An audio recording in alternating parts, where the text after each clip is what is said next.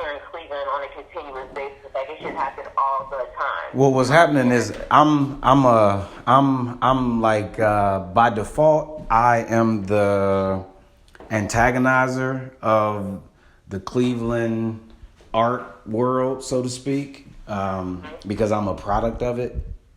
And what happened is the city, I mean, you're learning it, but the city is so segregated and so racist that I was one of the children used to help position the art world and the nonprofit after school programming world position itself to where it is now.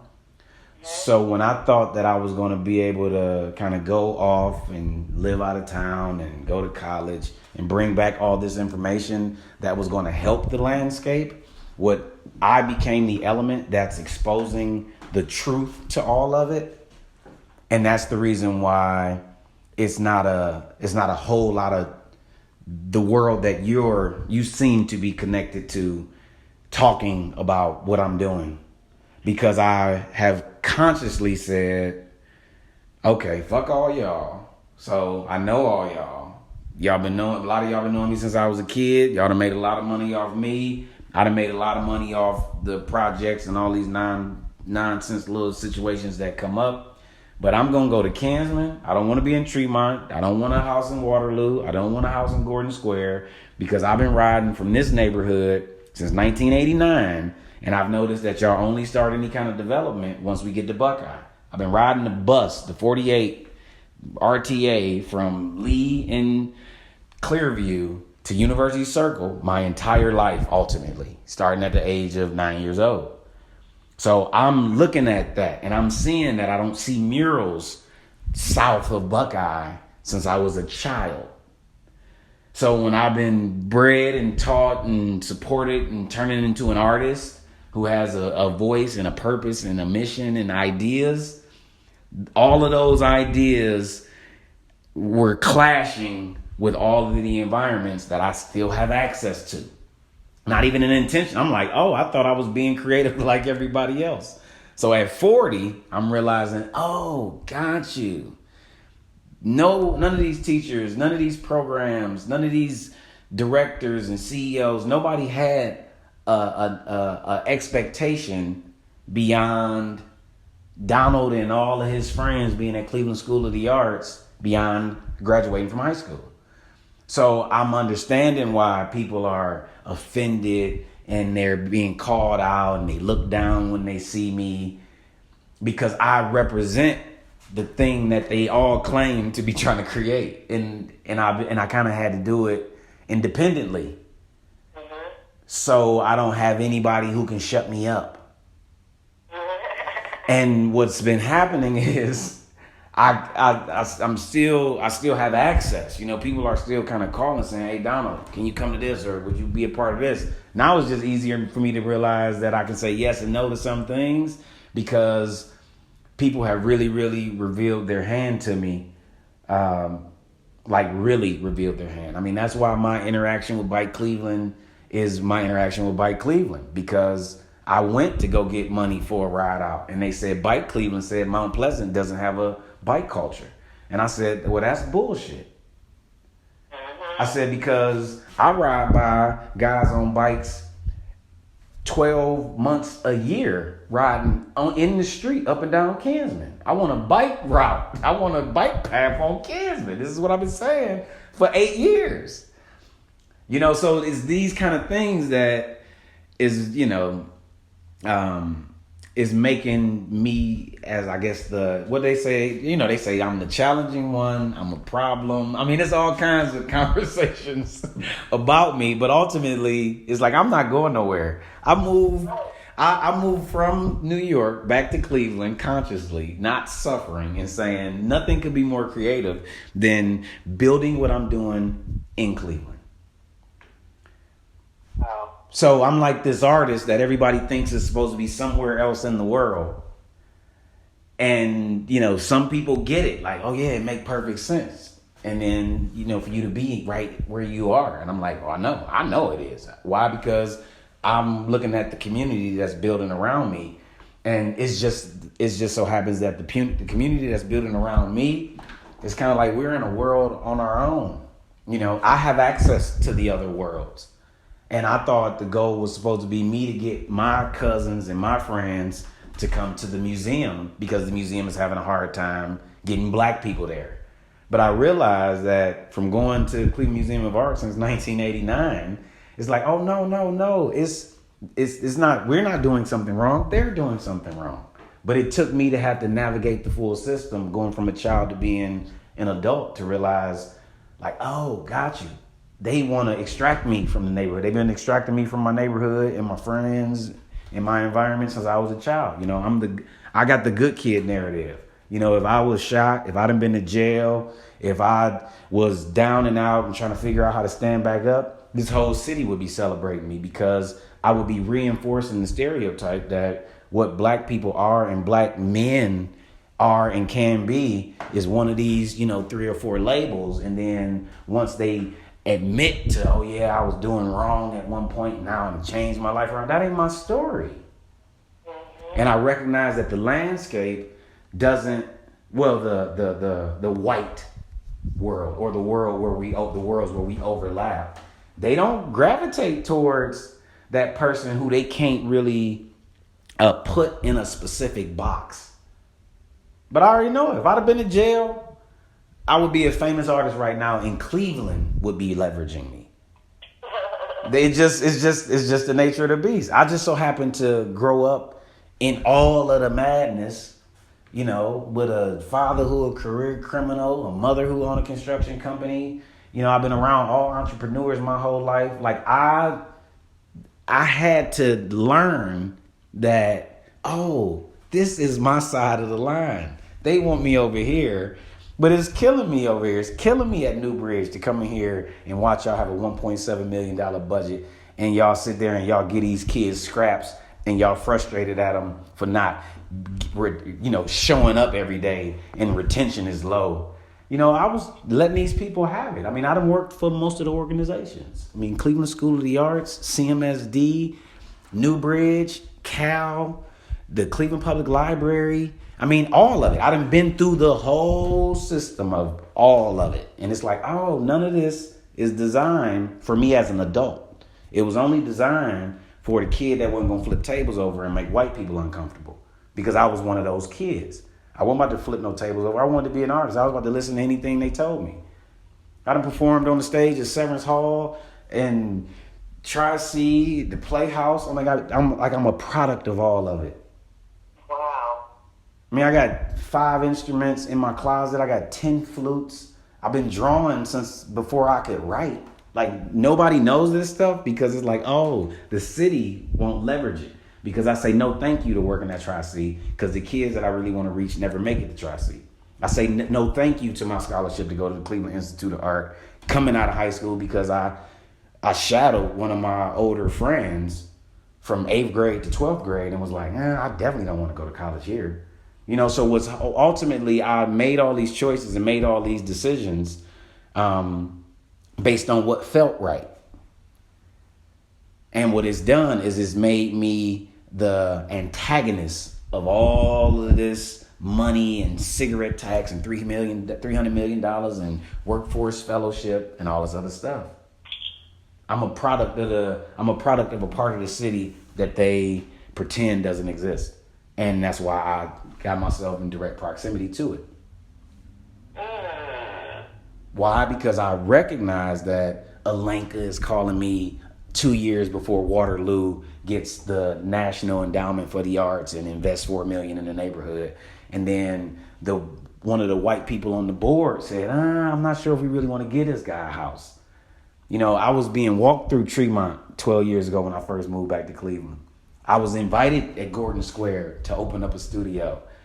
I was down on St. Clair Superior when they developing this stuff. And when I'm around it, I'm like, oh, got you. It's the same thing. The same way y'all pulled me from Mount Pleasant to University Circle, y'all trying to pull me from Mount Pleasant to all of these different places so I can be the representation for y'all to be able to say that y'all making an attempt and y'all trying to be fair. The reality is, if I get a place at 78th Street Studios, I'm there still feeling like y'all ain't being fair. Like, I done got into it with all of these people. I done had to really, really be honest with these folks. I got these white CEOs and directors quitting because of conversations that we done fucking had. And they also sitting there saying, Donald, I think you're trying to say that I'm a racist. I said, well, my mentor, who was the director of the George Gunn Foundation, said all white people are racist. And then a week later, they say, yeah, I can't believe you told me you hate white people, Donald. I said, I didn't tell you that I hate white people. What I said to you is I think all white people are racist. And what you heard is I hate white people. I'm like, I got a lot of love for too many white people for me to sit there and say that I hate white people. But I can tell you that the ones that I care about the most told me that all of y'all is racist. That's true. You know, and I wanted to argue with them. And I felt like I was out of pocket for... I checked myself. Why do I not want to believe that?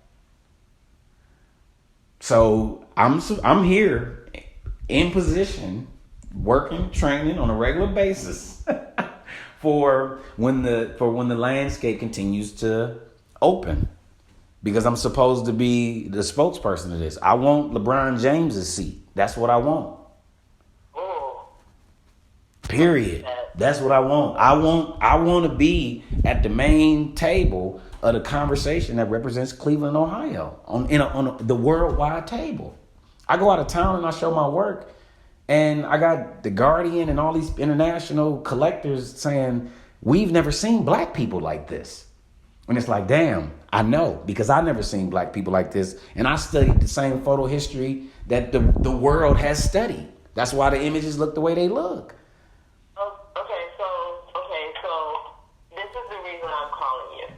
Okay. All right. I'm gonna break it all the way down to you.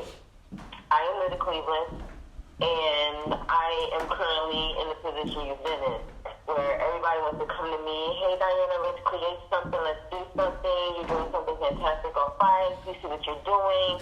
I've been doing this for a year when people were looking at me like, what the fuck is she doing? Right. You know what I'm saying? And then I get picked up by Trek Bikes, you know what I'm saying? And other big brands, and now all of a sudden everybody's got this light on me like, oh, we need you here, we need you there. I see it. You know what I'm saying? I've been in this position since I was 16 years old, working for a magazine company in Cincinnati, Ohio, doing special events and doing stuff, playing football, being a cheerleader. Like, I've been in this space. Right. You know what I'm saying? So my thought and my idea is I want a motherfucking black collective. I do not, people want to throw their money at me. Well, I want to get all the black people in Cleveland who's really doing shit. I want us to all get together, and I want us to take your motherfucking money. I don't want to stay living on the border of Cleveland and Garfield Heights. I want to fucking live in Huff. I want to live in Glenville. I want to live in East Cleveland.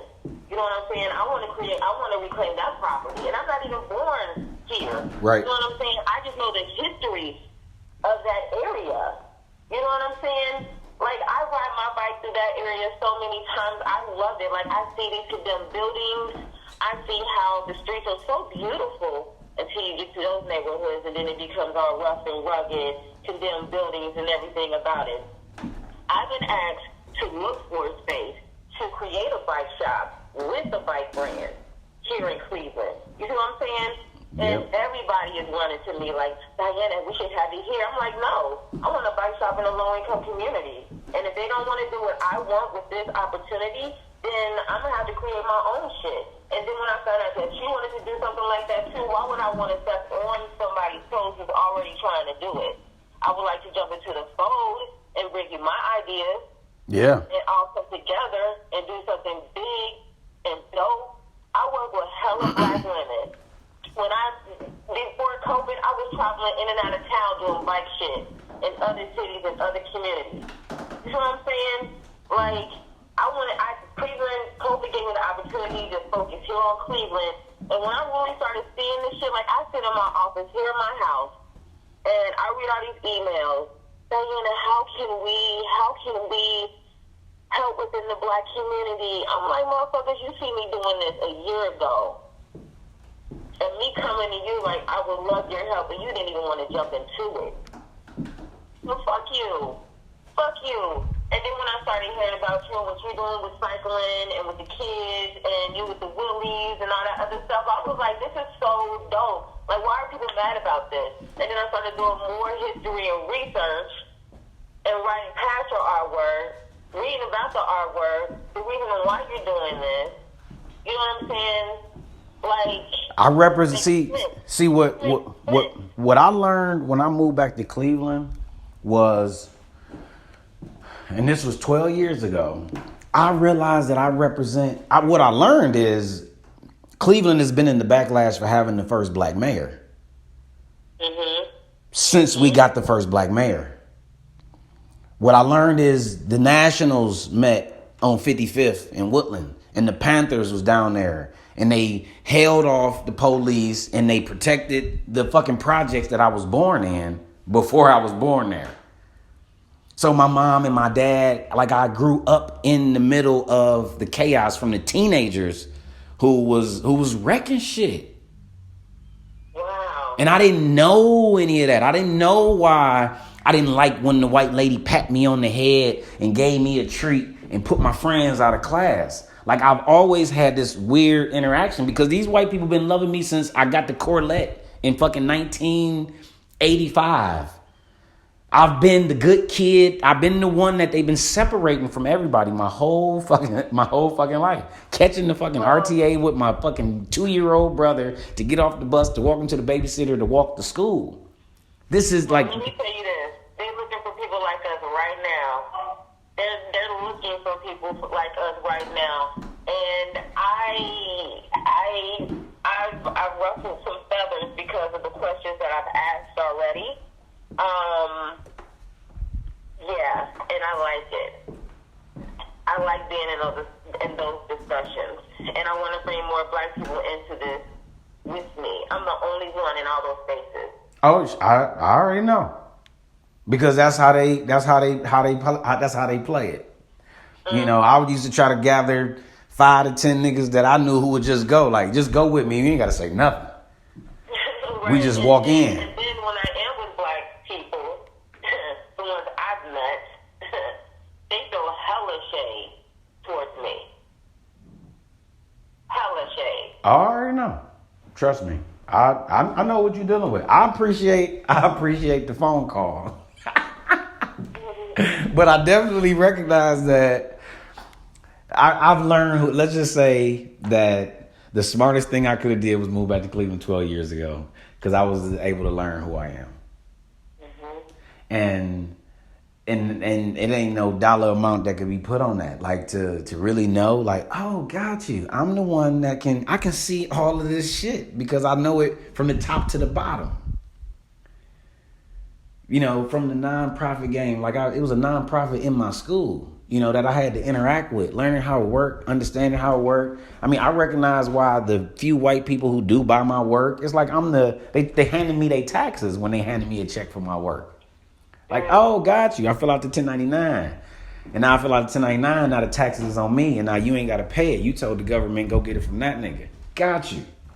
Like, really understanding how it works. And what happens is all of these institutions, all of our sectors in Cleveland, they're uncomfortable with the person who can translate the truth. That's just what I've been experiencing. It's like, oh, I thought we was all supposed to be helping. I'm just bringing mine to the contribution. You know, they got me in the race and equity trainings, and I'm like, well, I'll be in it, but I should be facilitating it. You know, and then it's like it's like what I understand about Cleveland, Ohio, is next level. But what I do know is this was the central point in the 60s. This is where the West met the East. They came here. Ain't no coincidence that all those Negroes that's dead now got signatures in all these different places that they was in this city. Martin Luther King, Malcolm X, Caramel House, Cleveland Public Library, Winston Willis, all of the jazz music, like everything came through here. This was Central Point, which means this place needed to be paralyzed. They needed to paralyze this place. Since I moved to Cleveland, I am much more creative.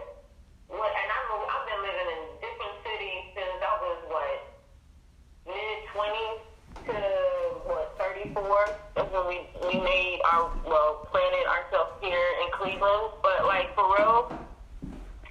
am way more creative, and just a little secret, I play the violin, and I can make beats, and my kids are super amazing and creative, so it just makes sense. It just makes sense.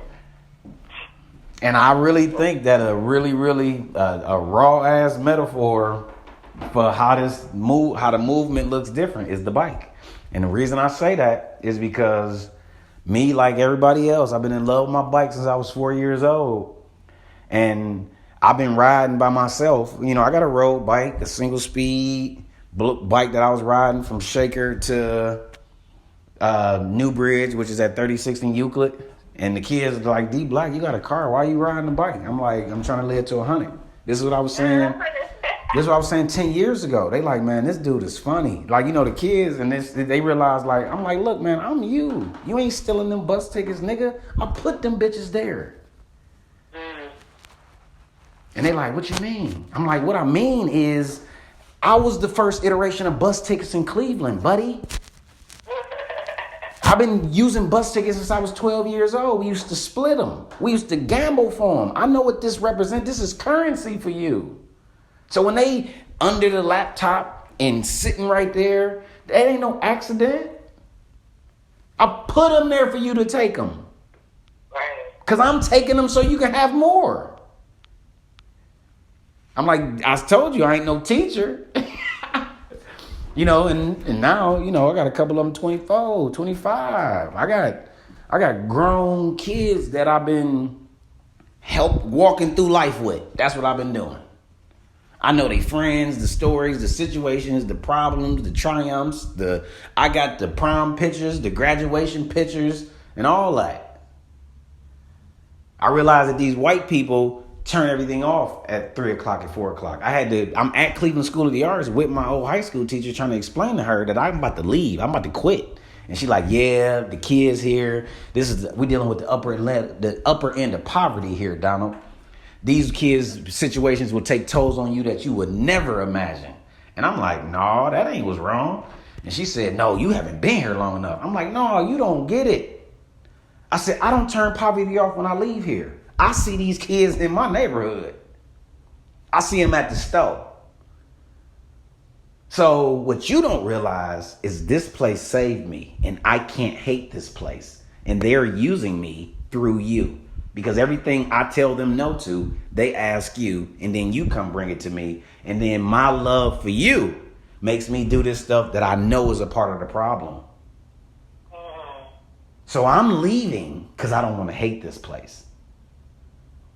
And I realized that you're just getting to know me all over again. You knew Donald the kid. Not the grown man. Not the grown man. Like I was listening to you.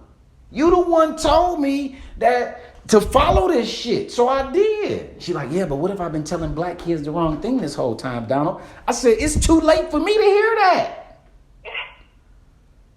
That's something you dealing with. This saved me. And I thank you for it.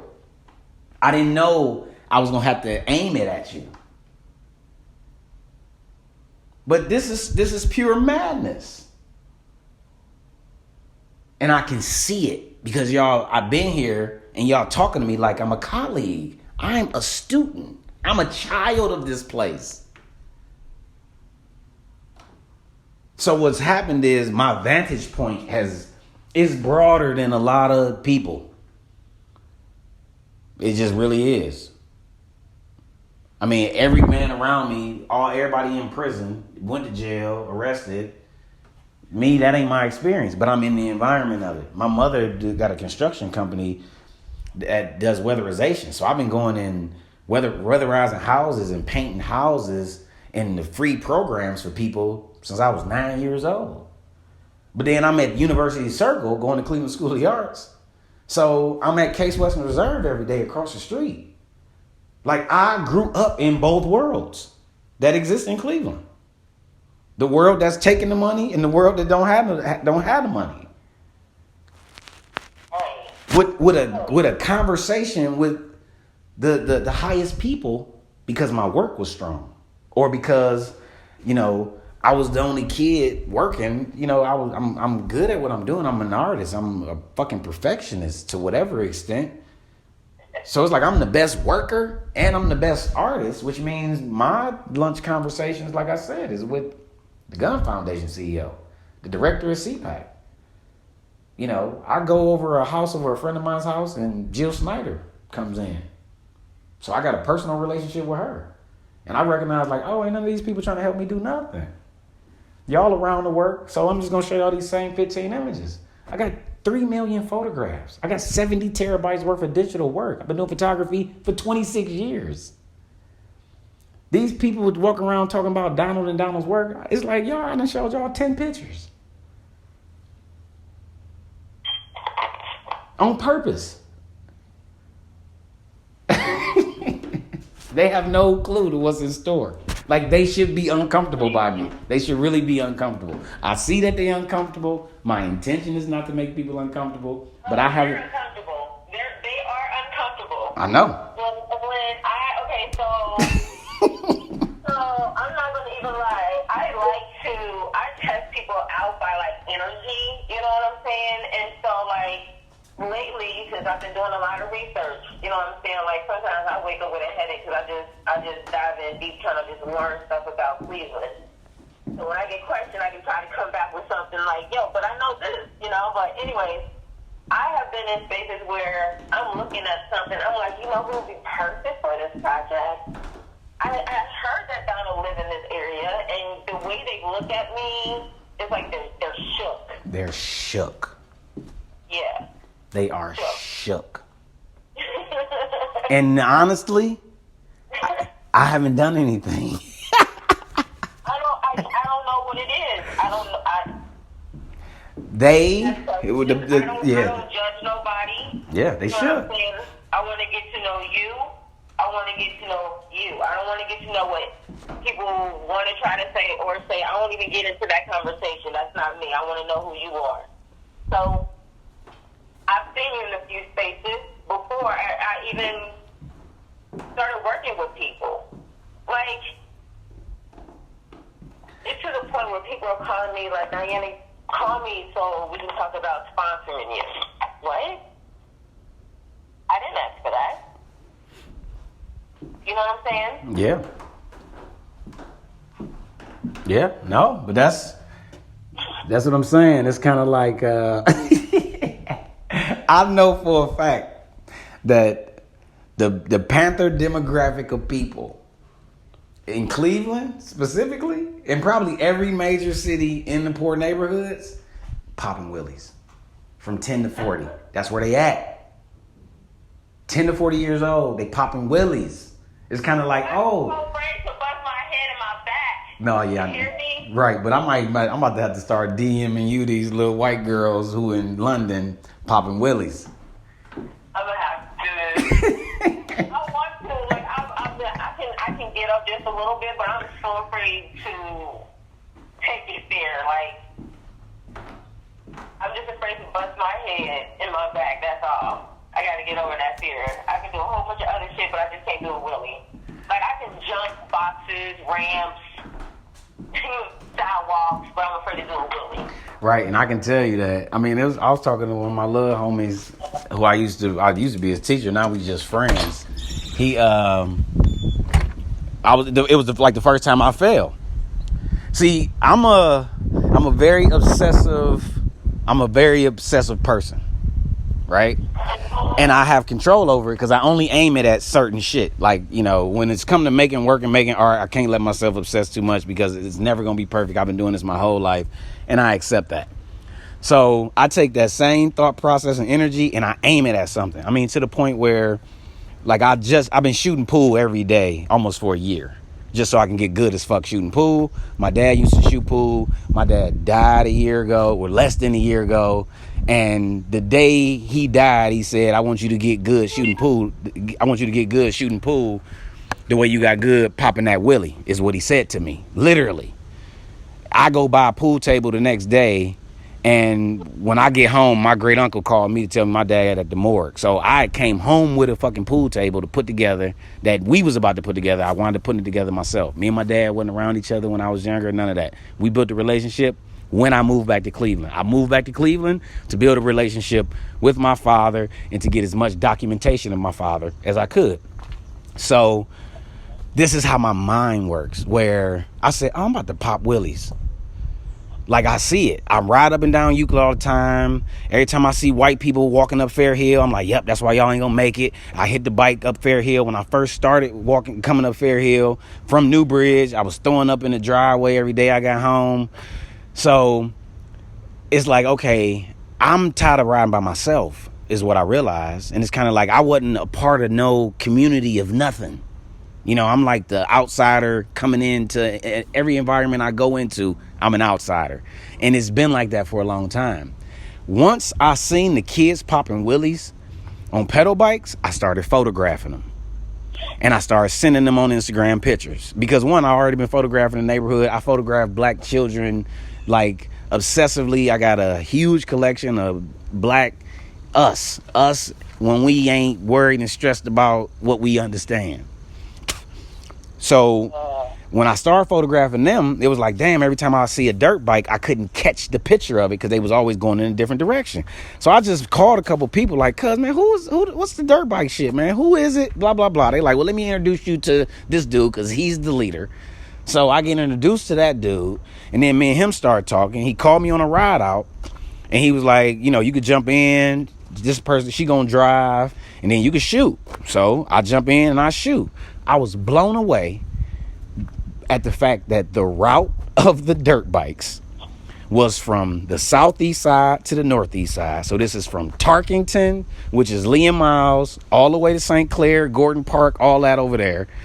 The route, the checkpoints, is 10 to 20 little boys on pedal bikes popping willies waiting on the dirt bikes to come past.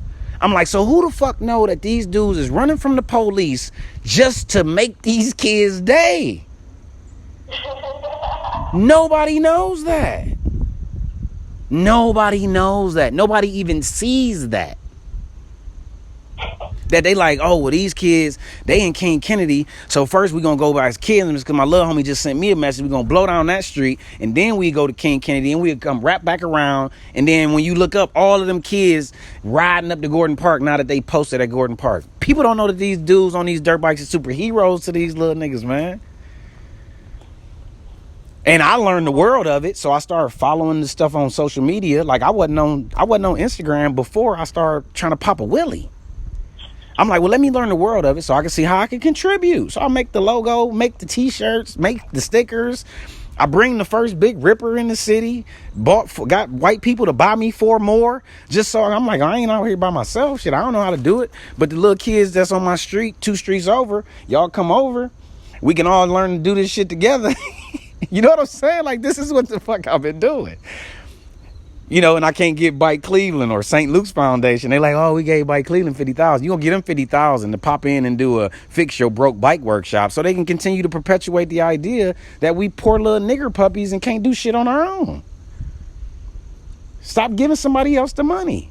And this is what I say to the director of Bike Cleveland when we first met. I'm like, hey, it ain't no disrespect. I said, but I came to you looking for help. I said, and what I recognize from interacting with white people that I'm around, especially in this city, is that you think helping me is me helping you. The landscape then got everybody's mind confused. You think I'm your help. You think I want to be put to work. No, I want somebody else to carry some of the load. So if I'm going to get out here and ride the bike, if I'm going to learn how to pop a wheelie, because there ain't nobody about to get out here and learn to pop a wheelie with these kids. Ain't nobody about to ride through the neighborhood and pull an iPhone out and record with them. Ain't nobody about to hand them an iPhone so they can go record themselves. I'm teaching them how to edit video. I probably got like 5 to 10 kids who can edit video just because I said, somebody got to learn how to edit video. You got an iPhone. iMovie is free. If I shoot the footage, send me your video before you post it. I send them commercials. Look at this Nike commercial. See what you like about it and try to do it with your Willie video. And now they sitting there editing their own fucking videos. Don't nobody know this. I got kids in photography programs FaceTiming me during school prior to COVID saying, D Black, my teacher don't know how to use this. Can you help me use this equipment? Oh, show it to me. Aim that at me. Okay, you got the model there? Sit it on a chair or something so I can see when you shooting. Like, I'm teaching kids some FaceTime fucking for free, because when I'm in the environments, I realize, like, oh, this ain't even no learning environment. This ain't even set up for me to be here to be able to give you what I understand. Okay. This is why these people shook. Right. Because they recognize that I can see. Well, I can see stuff that they can't see. And I'm not rude and disrespectful.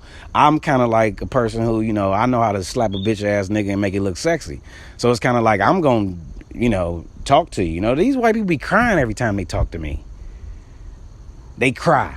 Because it's like everything that they thinking and hiding, I can see all of it. I can sense all of it. I don't even have to point it out. Me not pointing it out is probably the reason why they be sitting there so uncomfortable around me or when they hear about me. I'm somebody who, when the white girl call me, I'm sitting there thinking like, oh yeah, you the one that's supposed to kill me. You the one that's going to teach me how to read. You going to get me hanged. You going to get me lynched. So I interact with them like that, Like I tell black dudes I'm around who are uncomfortable with white people, like, listen, remember, they watching BBC when they watch porn. When they looking at you, that's why their eyes are so wide. That's why their pupils is dilating, because that's how they see you as this mandingo. You remember that and you can stop being uncomfortable, man. They looking at you crazy because they obsessing over you. The same way they got you obsessing over them, because she was the white lady. She was the teacher. She wore glasses. She was the librarian. So every time you click on some old little porn site, that's why you go in that direction. They've already linked it in your head. That's how they can take advantage of you. Because your mama at home cussing you the fuck out. So now you in love with white women. So I be breaking shit down. Damn. I be breaking this shit down. I got Shaker Heights kids. They hit me up, D Black. They talk to me. Oh, they see a white girl, we ride, and they get the lie. I'm like, just be careful with white girls. Oh, D Black, I play on a football team. They be on me, da-da-da. I'm like, right, but you just need to be careful. You need to pay attention. Emmett Till, this. All this shit is real. And right now, you the archetype of the dead motherfucker. And you in a situation. So, months go by, D Black, they sending me Instagram posts. All these white girls at Shaker right now talking about niggers, y'all just need to shut the fuck up and do work. And they sending me the posts. And then they have another situation. So they like, D Black, what you was explaining to me about race, this just happened with my teacher. Like, I realized that nobody has an outlet for this stuff. And when I'm revealing that I understand whatever level of it I understand, these children are swarming me just to talk. Wow. So I already know what's needed. We need Cleveland School of the Arts, outside of Cleveland School of the Arts, separate from CMSD, with its own business, its own product, money generating source. So any grant money is just, that's cool, but it's already a business. It need to be in Mount Pleasant. And it need to be in Mount Pleasant, and it need to have a bike shop built into it. Because the bike is the vehicle. I recognize that every time on a worldwide scale, when all these big groups of riders coming from different places, the bike shop is the central point. That's where everybody go meet, is at the bike shop. So I realized that becomes the hub, is just to have a bike shop to whatever level. I wanted just to have a fucking repair bike shop. It could sell bikes, but my thought is I get 30, 40 kids in my backyard, bike thieves and all, working on bikes in my backyard. I had to shut it down because somebody broke in my shed and stole my bike for the bikes I got a grant for. So I went and stole all them bitches back. I'm like, y'all dealing with a grown ass man who got the time for this? I ain't about to fight no kids. I'm gonna outsmart you. So now you done handed me your iPhone so I can pump my number in, so I can call you, so I can talk to your mom. And the reality is now this bitch is in my pocket, and now you're gonna follow me, and I'm taking this shit so you can get your phone back. I'm talking in the thick of it.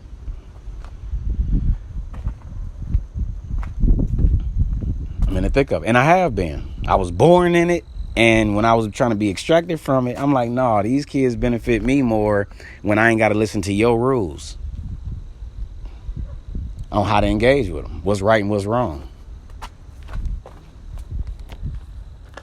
Yeah. Hello? I'm sorry. I am. Project. And in this project, they saying, oh, we got to get ready to do community outreach so we can see what's relevant in the neighborhoods. Like, no, y'all need to do community outreach. I am the fucking community that you're talking about. I don't have to do no research. Like, I'm paying this shit so much attention that I know what the fuck we want. I know what we would engage in. I know what we would show up to. Why? Because I'm always having those conversations. It don't got to be prescribed for me. And they say, oh, well, Donald, we see that you wanted to be in the Kinsman neighborhood, blah, blah, blah. I'm like, well, technically, Kinsman is a street. Mount Pleasant is a neighborhood. And it's about 3 neighborhoods that stretch throughout Kinsman. I said, so I just need y'all to be specific. You know what I'm saying? When y'all saying that. And you asking me to come over to Moreland Hills neighborhood is not me doing work on Kinsman. Like, yeah, well, we knew it was a mansion over here, and we thought the strength of your work would be amazing if it was in proximity to the mansion that's tucked behind here. And it's like, well, the thing about it is, if you want me to be a part of this project, the first thing I said is, you know, are you going to do Mount Pleasant? So that was my determining factor of whether I even wanted to be a part of it.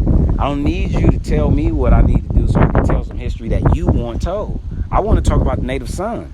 I want to talk about the movement nationwide of black men going into the corner of the street, buying up building, opening up business as a unit.